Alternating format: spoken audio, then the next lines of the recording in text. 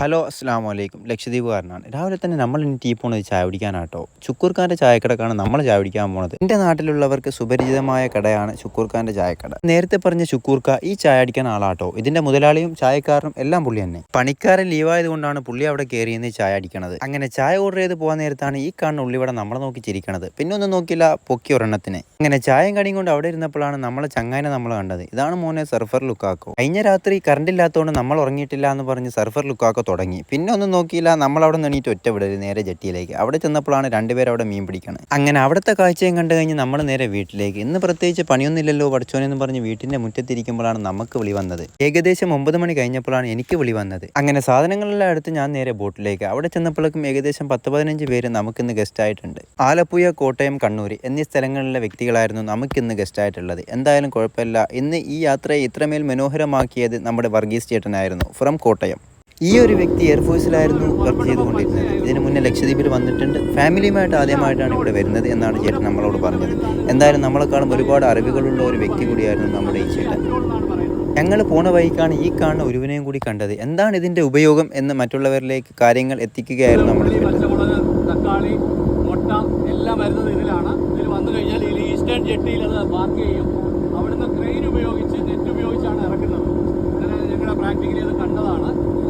കമ്പി, cement, paint, ഉരുളി, അങ്ങനെ വ്യത്യസ്തമായ സാധനങ്ങൾ ഉരുവിലാണ് വരുന്നത്. ഏകദേശം 36 മണിക്കൂർ എടുത്തിട്ടാണ് ബേപ്പൂര്, കോഴിക്കോട് ബേപ്പൂരിൽ നിന്ന് ഇതിവിടെ എത്തിച്ചേരുന്നത്. അതായത് സീ റഫാവും, സീയിൽ നല്ല കാറ്റുണ്ടാവും. ഇവർക്ക് നമ്മളെ ഇതേപോലെ കൊണ്ടുപോകാനൊന്നും പറ്റില്ല. ഒള്ളി മൺസൂൺ ടൂറിസം എന്ന് പറഞ്ഞാൽ ഈ ഐലൻഡുമായി ബന്ധപ്പെട്ട 4 കടലും കാണാം, ഒരു പാലവും കണ്ടിട്ട് തിരിച്ചു പോകാം. നമുക്ക് ഒരു ദ്വീപിലേക്ക് പോകാൻ പറ്റത്തില്ല, കാരണം ഗവൺമെന്റ് പെർമിഷൻ കൊടുക്കില്ല.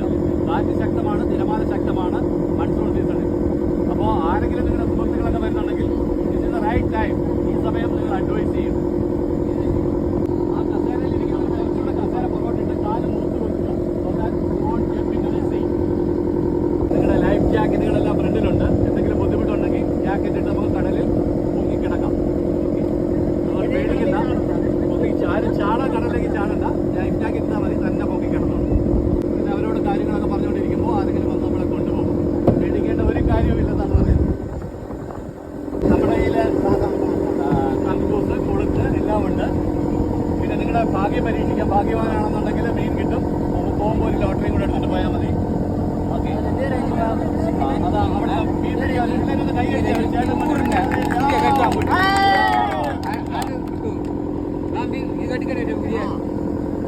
ഇതുവരെ ചേട്ടൻ മീൻകറി കഴിച്ചിട്ടുള്ള എക്സ്പീരിയൻസേ ഉള്ളൂ. അപ്പോൾ മീൻ പിടിക്കാൻ പോവുകയാണ്. അപ്പോൾ നമ്മുടെ എല്ലാവിധ ആശംസകളും. ബയോലൂമിനസ് എന്ന് പറയുന്നൊരു സയൻസ് അല്ലേ, അങ്ങനല്ലേ? അപ്പോൾ രാത്രി പോകാനായിട്ട് നമുക്ക് അടുത്ത പ്രാവശ്യം പ്ലാൻ ചെയ്യണം. അത് എപ്പോഴൊന്നും ഇല്ല, ചില ടൈമിലാണ്. ഇപ്പോൾ തന്നെ ഇന്നലെ ഇവിടെ കടലിലുണ്ടായ ഒരു പ്രതിഭാസം എന്ന് പറഞ്ഞാൽ 1 കിലോമീറ്ററോളം രാവിലെ വലിച്ചിട്ടുണ്ട്. വേലിയിറക്കം എന്നാണ് അവർ പറഞ്ഞത്. പക്ഷേ മാസത്തിൽ 1, 2, 3, 4 പ്രാവശ്യമാണ് അവർ സിറ്റിസൺസ് എക്സ്പീരിയൻസ് ചെയ്തത്. ഞങ്ങൾ രാവിലെ ഒരു 5:30, 6 മണിക്ക് പോയപ്പോൾ കടൽ വലിച്ച് നിൽക്കുന്നത്. ഞങ്ങളൊരു 8 മണിയായപ്പോഴത്തേക്ക് കടൽ തിരിച്ചു വന്നു. അപ്പോൾ ഞങ്ങൾക്ക് 1 കിലോമീറ്റർ അകത്തോട്ട് നടക്കേണ്ടി വന്നു. കടലിൽ നിന്ന് ഫോട്ടോ എടുക്കണം, കടലിലേക്കൊണ്ടിരിക്കണം. ഒത്തിരി ഫോട്ടോ ഫ്രെയിംസ്, അതായത് നമ്മൾ ഏത് ഡയറക്ഷൻ എടുത്താൽ നല്ല ഫോട്ടോസ് കിട്ടുന്ന നാച്ചുറൽ ആയിട്ടുള്ള ഫ്രെയിംസ് ആണ് ഇവിടെ വരുന്നത്. സ്ഥലങ്ങൾ വരുന്നത് ഫോട്ടോ എടുക്കും. അങ്ങനെ ചൂണ്ടയിടാൻ വേണ്ടിയിട്ടാണ് നമ്മുടെ ചേട്ടൻ ബോട്ടിന്റെ ബാക്ക് സൈഡിലേക്ക് വരുന്നത്. ബോട്ടിന്റെ ബാക്ക് സൈഡിൽ ഇരുന്ന് ഇങ്ങനെ മീൻ പിടിക്കുന്നതിന് ഞങ്ങൾ റോളിംഗ് എന്നാട്ടോ പറയാറ്. നിങ്ങൾ എന്താന്നുള്ള കമന്റ് ആക്കുക. ബോട്ടിന്റെ മറ്റൊരു സൈഡിൽ ഇരിക്കുന്ന നമ്മുടെ ചേട്ടന് മറ്റൊരു ചൂണ്ടയും കൂടി നമ്മൾ കൊടുത്തിട്ടോ. അപ്പുറത്തിരിക്കണവർ ചൂണ്ടയിടാനായിട്ട് ചേട്ടന് വല്ലാത്ത ആഗ്രഹം. അത് കാരണം നമ്മൾ മറ്റൊരു ചൂണ്ട എടുത്ത് ചേട്ടനും കൊടുത്തിട്ടോ. ചേട്ടന്റെ ഇരിപ്പ് കണ്ടപ്പോൾ മീൻ പിടിച്ചാലും നമ്മൾ വിടൂല എന്ന മേൻഡിലാണ് ഇരിക്കുന്നത്. മീൻ എന്തെങ്കിലും കിട്ടുമോ, കിട്ടിയാൽ തന്നെ അതിനെ എങ്ങനെ നമുക്ക് തിന്നാം എന്ന മേൻഡിലാണ് നമ്മളെ ചേട്ടന്മാർ മീരയും കുടിച്ച് അതിനെപ്പറ്റി സംസാരിച്ചുകൊണ്ടിരിക്കുന്നത്. പോന വൈകാണ് ഈ കാഴ്ചയും കൂടി നമ്മൾ കണ്ടത് കേട്ടോ. ഒരുപാട് ഡോൾഫിനുകൾ നമ്മളെ ബോട്ടിന്റെ മുന്നിലുണ്ടായിരുന്നു. ഈ ഒരു കാഴ്ച ഇവിടെ വരുന്ന എല്ലാവർക്കും കിട്ടണമെന്നില്ല, പക്ഷേ കിട്ടിയവരെ ഹാപ്പി ആയിട്ടാണ് ഇവിടുന്ന് പോയത്. എന്തായാലും കുഴപ്പമില്ല, ഇവരുടെ പോക്ക് കാണാൻ ഭയങ്കര രസമാട്ടോ. കാരണം അഹങ്കാരമില്ലാത്ത ലോകത്താണ് ഇവർ ജീവിക്കുന്നത്. ഒരുപാട് സമയം നമ്മുടെ ബോട്ടിന്റെ ഒപ്പം അവരുണ്ടായിരുന്നു. നമുക്കൊരു സെക്യൂരിറ്റി ആയിരുന്നു അവർ തന്നുകൊണ്ടിരുന്നത്.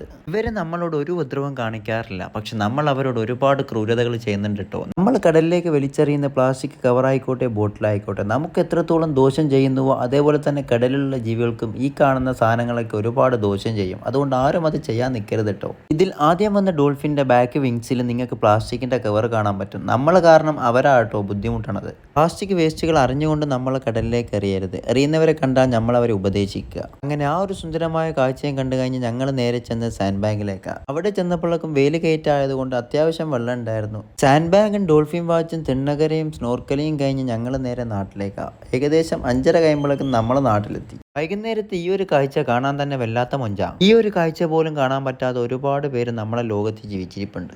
സ്പോർട്സ് ആക്ടിവിറ്റിയിൽ ഏർപ്പെടുക എന്നുള്ളൊരു ഹെൽത്തി ആയിട്ടുള്ള സംസ്കാരം ഈ ടീമിൽ ഞങ്ങൾക്ക് കാണാൻ സാധിച്ചിട്ടുണ്ട്. 1-2 ദിവസത്തെ എക്സ്പീരിയൻസ് കാരണം നമ്മൾ തീർച്ചയായും പറയാൻ പറ്റും നിങ്ങളുടെ എല്ലാവരുടെയും ഒരിക്കലെങ്കിലും മനോഹരമായ എക്സ്ട്രീം ബ്യൂട്ടിയാണ് അഗത്തി എന്നുള്ളത് എടുത്തു പറയേണ്ട കാര്യങ്ങളാണ്. വ്യത്യസ്തമായ കാഴ്ചകൾ, ഓരോ ഫ്രെയിമുകളും നിങ്ങളെ അമ്പരിപ്പിക്കുകയും വിസ്മയിപ്പിക്കുകയും നിങ്ങളുടെ ഓർമ്മകളിലേക്ക് ചേക്കേറുകയും ചെയ്യുമെന്നുള്ളത് തീർച്ചയാണ്. നിങ്ങൾ യാത്ര ചെയ്യുന്ന ഇഷ്ടപ്പെടുന്ന ആളാണെന്നുണ്ടെങ്കിൽ നേരെ പോരും അഗത്തിയിലേക്ക്. നിങ്ങളെ മനോഹരമായി മാറിവിലേക്ക് നല്ല ജോലി കഴിഞ്ഞ് സായാഹ്നം കടലിലേക്ക് അണയുവാൻ നിൽക്കുന്ന സൂര്യനെ സാക്ഷിയാക്കി നിങ്ങളെ എല്ലാവരെയും അഗത്തിയിലേക്ക് സ്വാഗതം ചെയ്തുകൊണ്ട് നിങ്ങൾക്ക് വേണ്ടി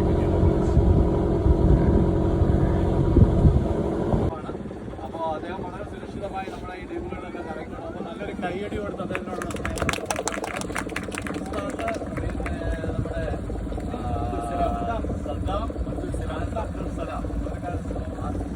കിട്ടുവാനും അത് മാത്രമല്ല വെള്ളത്തിൽ ഇറങ്ങുന്നവരുടെ പേടി മാറ്റുവാനും അതോടൊപ്പം തന്നെ സ്നോർക്കലിങ്ങിലൊക്കെ ഒത്തിരി എഫേർട്ട് എടുത്ത് മോട്ടിവേറ്റ് ചെയ്ത് എല്ലാവരെയും കൊണ്ടുപോകുക എന്ന് പറഞ്ഞാൽ എല്ലാവരെയും പറ്റുന്ന ബിസിനസ്സല്ല. ഈ ദ്വീപിലെ ഏറ്റവും നല്ല കുറേ വ്യക്തികളുമായിട്ട് കുറച്ച് സമയം നമ്മൾ ചെലവഴിച്ചു പോയപ്പോൾ അത് നമ്മുടെ ജീവിതത്തിലെ മനോഹരമായ നിമിഷങ്ങളാണ്. ഈ നിമിഷങ്ങൾ എല്ലാവരും ഓർമ്മയുണ്ടെങ്കിലും നല്ലൊരു കൈയ്യടി കൊടുക്കാനായിട്ട് ഞങ്ങൾ ആഗ്രഹിക്കുകയാണ്. ഒരുപാട് നല്ല ഓർമ്മകൾ തന്നിട്ടാണ് അവരിവിടുന്ന് തിരിച്ചു പോയത്. ഇവിടെ വരുന്നത് വരെ അവരൊന്നും നമുക്ക് ആരുമല്ല, പക്ഷെ ഇവിടുന്ന് തിരിച്ചു പോകുമ്പോൾ അവർ നമുക്ക് ആരൊക്കെയായി മാറുന്നുണ്ട്. ഒരുപാട് നല്ല ഓർമ്മകൾ സമ്മാനിച്ച അവർക്ക് ഒരുപാട് നന്ദിയുണ്ട്. ഇൻഷാ അല്ലാഹ് അടുത്തൊരു വീഡിയോയുമായിട്ട് എന്തായാലും ഞാൻ നിങ്ങളുടെ മുന്നിലേക്ക് വരും. അതുവരേക്കും ബൈ.